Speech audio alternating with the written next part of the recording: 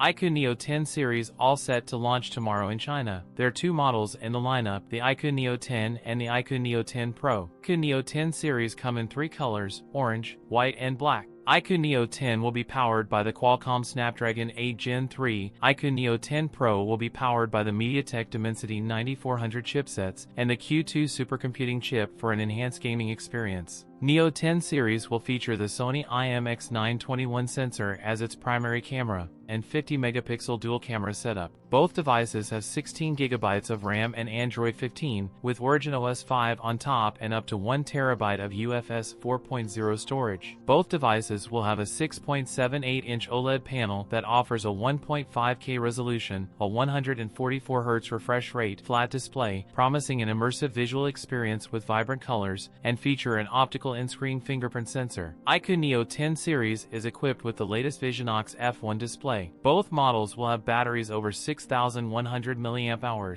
Come with 120W fast charging support similar to the predecessors. That's it for today's video. If you enjoyed it, don't forget to like, comment, and subscribe for more content. Thanks for watching, and I'll see you in the next one.